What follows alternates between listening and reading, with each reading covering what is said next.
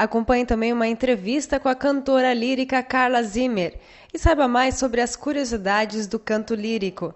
E mais, uma conversa sobre trabalho em equipe. Isso tudo é a partir de agora no programa Você Sabe Fazer.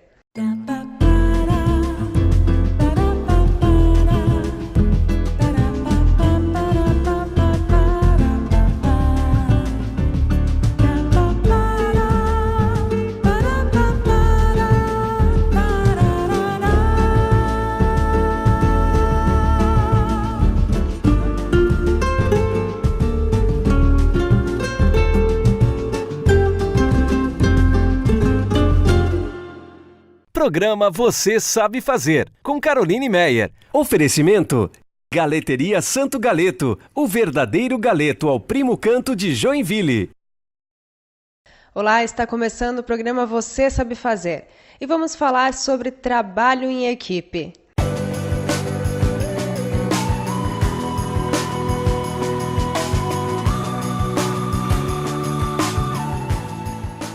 Conceito cada vez mais valorizado no ambiente profissional é o trabalho em equipe. Trabalhar em equipe significa criar um esforço coletivo para resolver um problema. São pessoas que se dedicam a realizar uma tarefa visando concluir determinado trabalho, cada um desempenhando uma função específica, mas todos unidos por um só objetivo.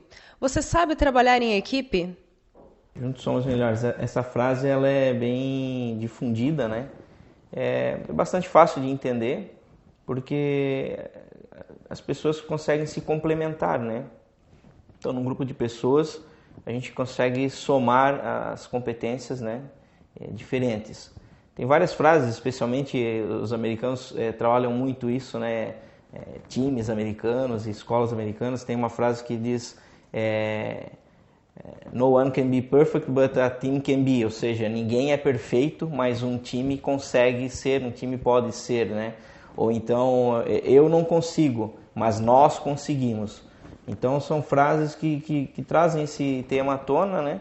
Que é a junção de qualidades, de competências diferentes, formando um todo muito melhor, né? Então, de fato, juntos somos melhores. A questão da união faz a força, né? Então, o trabalho em equipe tem muito disso, é exatamente isso. Uma equipe de sucesso não é algo tão simples, apesar de que, né, se ouve muito, especialmente nas empresas, aqui nós trabalhamos em equipe e tal. Mas montar uma equipe de sucesso, um time verdadeiramente, é algo que dá bastante trabalho, né? Temos que partir de um propósito. Então, um time, para realmente se desenvolver, ele precisa ter um propósito, onde as pessoas todas tenham um engajamento para um bem comum, para um objetivo que esteja claro para todos. Então, a definição de um sonho, ou de uma meta, de um propósito, isso é fundamental para o estabelecimento de uma equipe de sucesso, de um time.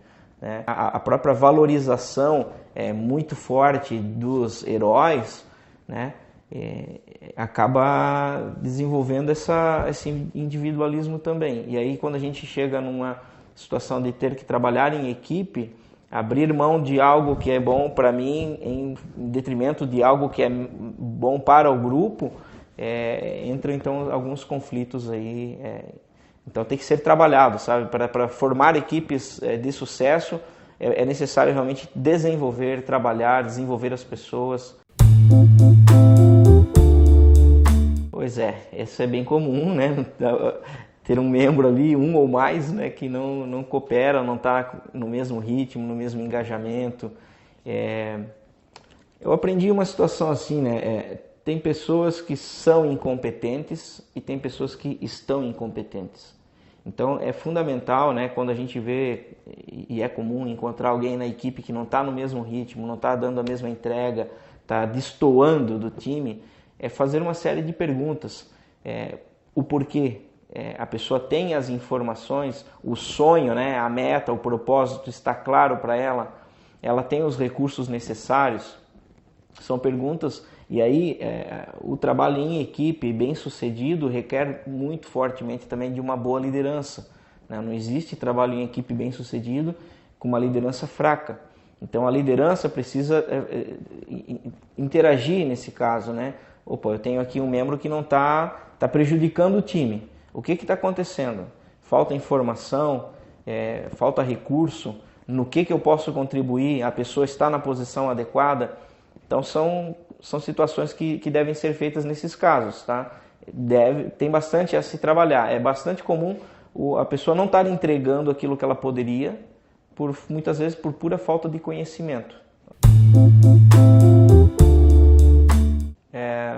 Gerar resultados trabalhando em equipe é a melhor receita. Ao longo da minha carreira eu já consegui testemunhar isso em várias situações em que o verdadeiro trabalho em equipe é a forma de obter os melhores resultados. Fortalecendo então o propósito do time, combatendo qualquer tipo de heroísmo, né? Um time unido, coeso, não pode ter heróis. Então a nossa tendência é querer ser o herói de tudo, né? Então deve ser combatido isso, combatido no bom sentido, né? Mas pegar o exemplo do futebol, que é bem fácil de entender aqui para nós brasileiros, quantas vezes nós vimos seleções de verdadeiros heróis do futebol, a seleção top, que era só os caras feras, e quando chega na prática lá não dá resultado, porque não adianta ter muita estrela, tem que ter espírito de equipe. Aí você muitas vezes vê uma seleção que não tem grandes heróis, não tem grandes estrelas, mas o time está unido, o time está alinhado, tem o mesmo propósito, o mesmo objetivo, se ajudam, compartilham as mesmas dores, os mesmos sonhos, e esse é um time que dá um bom resultado. Então, a obtenção de bons resultados por meio do trabalho em equipe é dessa forma. Pessoas difíceis. É difícil lidar, é evidente, né? Mas tratar pontualmente, tá? Reforço o papel do líder, tá?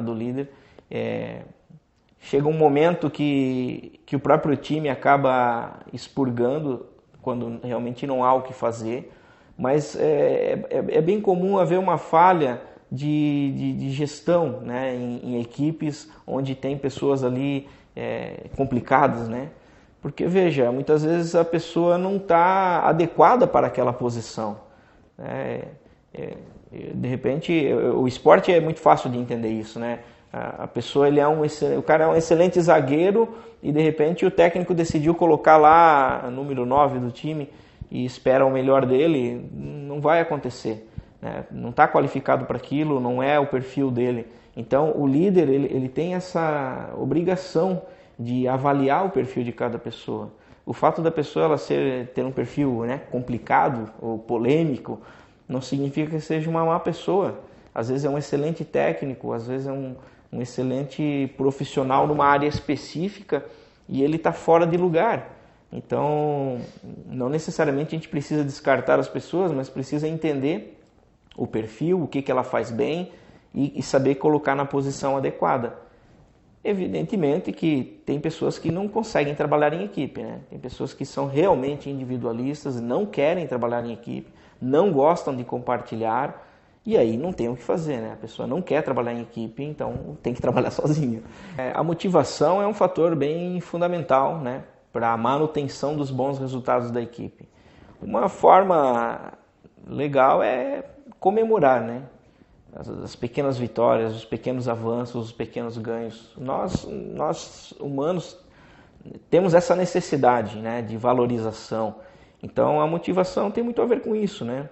E estar sempre trazendo à tona o sonho, sabe? Lembrar o sonho, o propósito, para que estamos aqui. Isso tem que estar diariamente, né? Diariamente lembrando, sabe? Faz sentido. As coisas precisam fazer sentido. Entende? A gente dá o nosso 100%, dá mais do que 100% quando faz sentido, entende? Então, trazer à tona o sonho, o propósito, comemorar cada pequena vitória, isso é fundamental para motivar o time.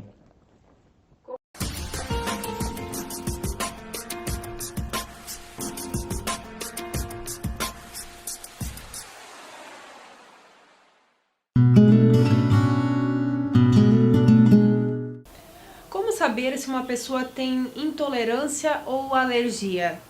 Então, com relação aos laticínios, a intolerância à lactose ou a alergia à proteína do leite é possível se descobrir através de alguns exames específicos para essas finalidades, né? No caso desses exames derem negativo, por exemplo, e a pessoa continua tendo os mesmos sintomas, alguns tipos de desconfortos relacionados, o ideal é retirar por um período da dieta os alimentos, se possível com algum tipo de orientação nutricional, né? E depois de estar bem, fazer a reintrodução. Se na retirada a pessoa melhora dos sintomas e na reintrodução ela volta a ter algum desconforto, é porque provavelmente ela tem uma grande sensibilidade que nem sempre aparece nos exames, mas que certamente ela vai ter mais qualidade de vida evitando determinados alimentos.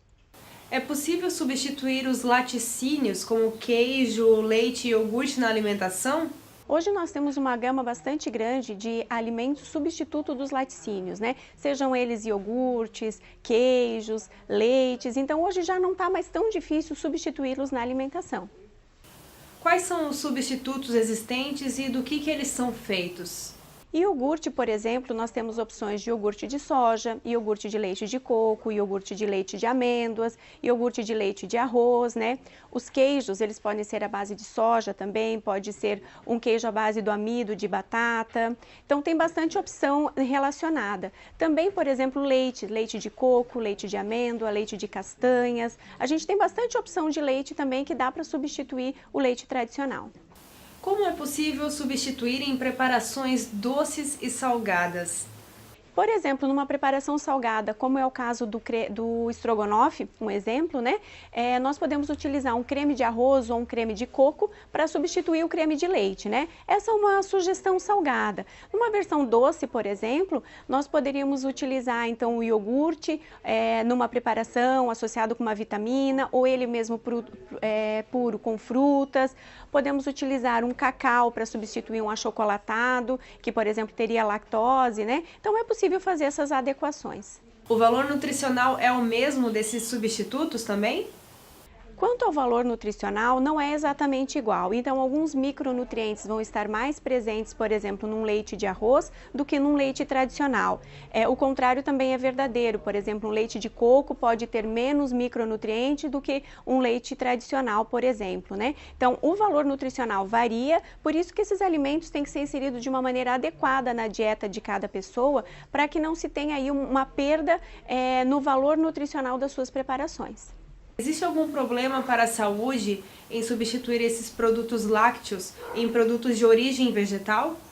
Não. Hoje a gente tem aí um público bastante grande que prefere uma alimentação livre dos alimentos de origem animal, né? Que são os veganos. Então, fazendo a substituição adequada, mesmo o valor nutricional de um ou de outro sendo um pouco diferente, é possível se manter uma alimentação bastante saudável e evitando esses alimentos também. Então, nós temos aqui algumas opções de substituto dos laticínios, né? Para quem tem sensibilidade à lactose, alergia à proteína do leite. Então, aqui a gente tem duas opções de leite, uma delas leite de castanha e a outra opção de leite de arroz, tá? Além disso, nós temos também o achocolatado. Então, o achocolatado ele pode substituir as versões tradicionais de achocolatado, que normalmente já vem com adição de algum produto de laticínio, né? Então, esse, por exemplo, combinado com um dos leites, ele pode ser um achocolatado, é uma forma fácil de fazer. Leites também a gente tem nas versões em pó, então, além da versão líquida, temos a opção em pó. Tem garrafinhas menores assim, onde a gente tem creme de arroz, que substitui um creme de leite, e achocolatados prontos também, né? Que também sem adição de nenhum laticínio. Outras opções bem interessantes são os queijos veganos, que são misturas à base de mandioquinha, a própria mandioca, numa forma de farinha, que adicionado com gordura, adicionado com água, se transforma numa característica de um queijo mais cremoso. Além disso, a gente tem opções de fondue, que também não tem nada de laticínio, chocolates, também são boas opções, tanto essa com cacau, quanto essa opção de alfarroba, que ambas não tem nada de lactose nem proteína do leite. Então, no caso da gente montar uma receita, as opções de queijo vegano, por exemplo, elas podem servir bem para uma lasanha, elas servem bem, por exemplo, para uma pizza, elas podem servir, por exemplo, para um sanduíche, com característica muito semelhante ao queijo tradicional. O iogurte vegano, essa aqui é uma opção de iogurte de leite de amêndoa, ele serve até para a gente fazer alguma vitamina mais cremosa ou algum sorvete. Ele pode ser congelado ou utilizar fruta congelada, por exemplo, para ser batido com ele. Vai ficar numa consistência cremosa, semelhante até de um sorvete, né? E a manteiga, ela pode ser utilizada, essa versão de manteiga que não tem lactose, para refogados, para fritar um ovo. Então ela pode substituir uma manteiga tradicional ou uma margarina que talvez teria o laticínio por essa versão que daí não contém. Então aqui a gente tem uma opção, né, uma preparação pronta que é feita à base de batata doce. Então esse pão de queijo, né, fake, então ele é um pão de queijo que não vai queijo, ele é feito à base de batata doce, os polvilhos, polvilho azedo e polvilho doce, que dá essa coisa do parecer com queijo, né? E ele é adicionado também de linhaça, o que aumenta um pouco a quantidade de fibra, ômega 3 na receita, deixando ela até mais funcional, né? O que daria para fazer além disso, se a gente quisesse, seria, por exemplo, utilizar um queijo vegano, picadinho e colocar dentro, algum outro tempero. Isso tudo poderia ser incrementado, vai da criatividade de cada um. Mas aqui a gente tem um bom exemplo de um produto sem nada de laticínio e que as pessoas com alergias ou intolerâncias poderiam consumir sem nenhum problema.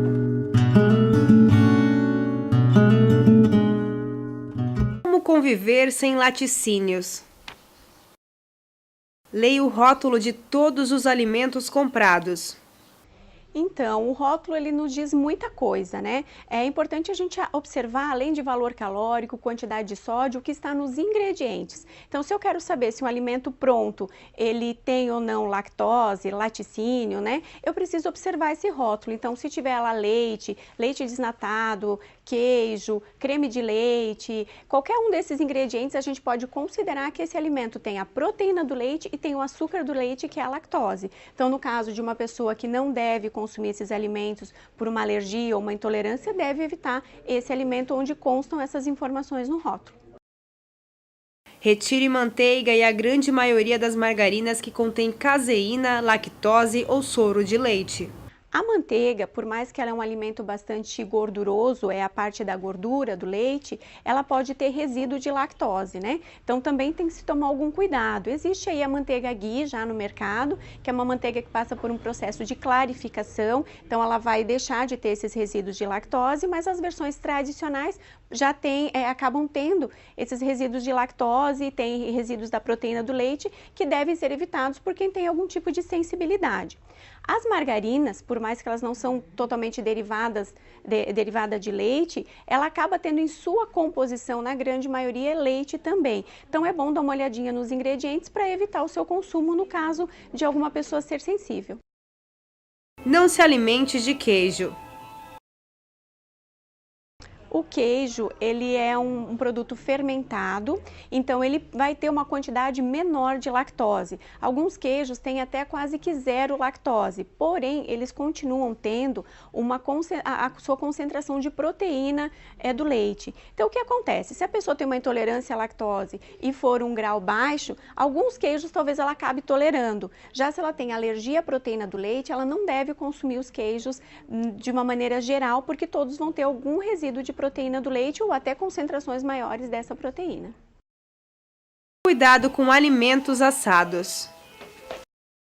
Os alimentos prontos, né, da mesma forma que os alimentos embalados que estão nas prateleiras dos supermercados, eles podem vir com algum ingrediente escondido. Então é muito fácil ter um leite na composição da massa, no recheio, num creme ou mesmo um queijo derretido que não fica tão visível. Então é interessante a gente cuidar, quem tem algum tipo de intolerância ou alergia, sensibilidade, questionar antes de consumir para que não consuma um alimento que talvez não seja interessante.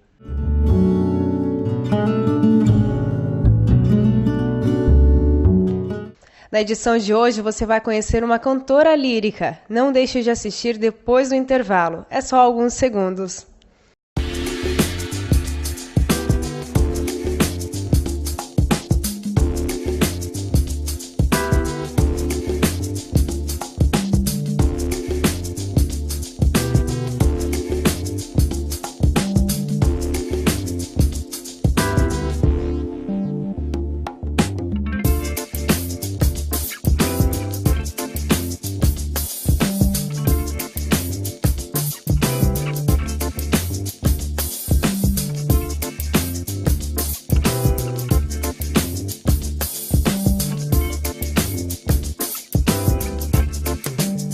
Gostaria de convidar vocês a conhecer nosso buffet de segunda a sábado, com um cardápio variado, 30 tipos de salada, 18 acompanhamentos, 6 tipos de carnes todos os dias. E também contamos com o nosso buffet de sobremesas livre, 4 tipos todos os dias.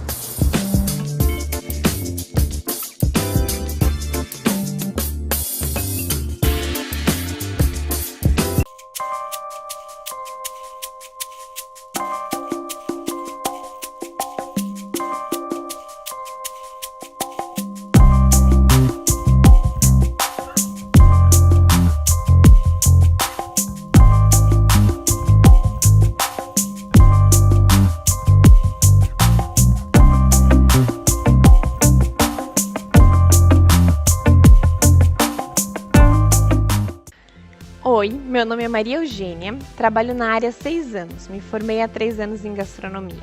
O prato de hoje é arroz com feijão, mas eu modifiquei ele um pouquinho, então eu fiz um purê de feijão branco, arroz negro, costela desfiada, chips de couve e uma farofinha com pó de bacon. E eu acho que eu mereço ganhar pela criatividade.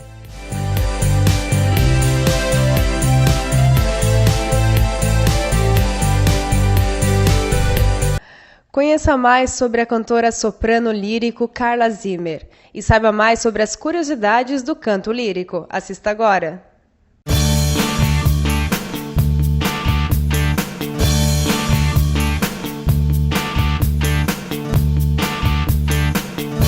Para começar o canto lírico, tem uma idade limite para começar? É difícil te falar assim uma idade, né? O estudo da música em si é importante começar desde cedo. É legal que os pais incentivem. E aqui em Joinville nós temos escolas preparadas para musicalização mesmo, né? Desde de criança. Então é importante incentivar com 3 anos, né? Que a criança tenha contato com os instrumentos, para que depois, mais tarde, ela com maturidade, venha escolher o instrumento que ela queira, né, seguir. Em virtude da mudança nas cordas vocais na adolescência, quais são os cuidados que o professor deve ter? Sim, muitos cuidados. Um deles é a escolha de repertório, ter paciência, né? Nessa mudança vocal que é um instrumento, o nosso corpo é um instrumento, então vogais, usar vogais, usar nas vogais de exercícios, com consoantes, para que possa ter mais desenvoltura no repertório, mas sempre com muito cuidado, muita cautela, até que o registro se define, né? Se defina, tá? Como são qualificadas as vozes no canto lírico? Então, nós conhecemos 4, né? Nós conhecemos o soprano, que é a voz aguda das mulheres. Nós conhecemos o contralto, que é a voz grave das mulheres, o tenor, que é a voz aguda, e o baixo, que é a voz aguda dos homens, né? E o baixo, que é a voz grave masculina. E nós temos, dentro dessas classificações, então, desses 4, nós não temos só 4, né? Nós temos entre o soprano e contralto o mezzo, soprano, e entre o tenor e o baixo nós temos o barítono, né? Aí nós temos as vozes raras, que é o contratenor, né? Então, o contratenor ele é homem com voz mais aguda, né? No registro feminino. E dentro de cada uma dessas vozes, nós temos soprano ligeiro, soprano lírico, né? Nós temos o baixo cantante, o baixo profundo, né? Que é mais grave. Então, são essas as qualificações vocais, né? O repertório das músicas é bastante importante a escolha, né? Qual é o critério que você utiliza para a escolha das músicas? Então, eu venho também de canto popular, né? Do canto popular passei ao canto lírico. Eu vejo que Para mim, a escolha de repertório é muito importante, porque se você escolhe uma música que também é para soprano, mas que não é para o meu tipo de voz, de timbre, tem várias coisas, assim. Eu não consigo ter a desenvoltura no palco, né? E se é uma música que eu gosto, eu canto, nossa, né? Mas se é uma música que você é obrigada a cantar, é difícil, né? Então, assim, a gente tem que ter muito cuidado com a escolha de repertório. A escolha de repertório é muito importante, né? Devidamente, eu acho que é bacana, assim, para quem está fazendo aula, se aperfeiçoando, assim, também como eu, ter esse contato com o professor, né? Falar para ele das músicas que você gosta, expor isso para ter uma melhor desenvoltura no palco, né? Na sua carreira também. Quais as dicas que você passa, então, para quem está iniciando no canto lírico? A dica é pegar um professor bem legal, né? Que tenha responsabilidade mesmo com a técnica, que tenha já uma carreira legal, né? Como exemplo, e seguir em frente, ter dedicação, ter responsabilidade, porque não é simplesmente, eu vou cantar, né? Tem regras assim como toda profissão tem, né? E assim como todo instrumento, você tem que estudar o canto também.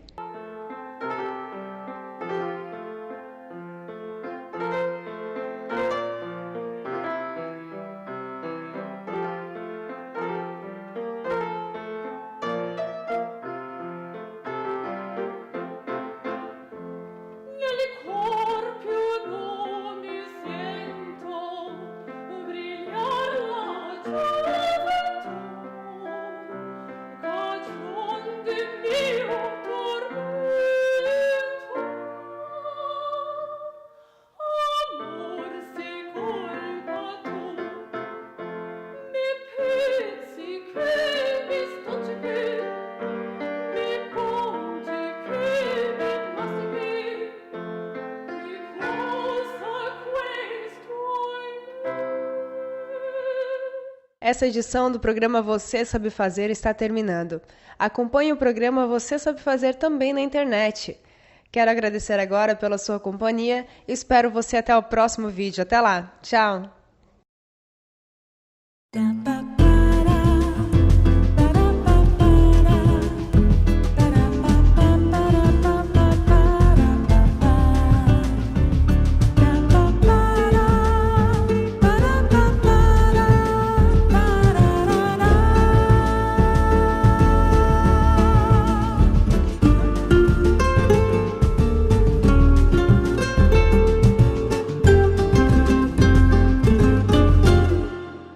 Programa Você Sabe Fazer, com Caroline Meyer. Oferecimento: Galeteria Santo Galeto, o verdadeiro galeto ao primo canto de Joinville.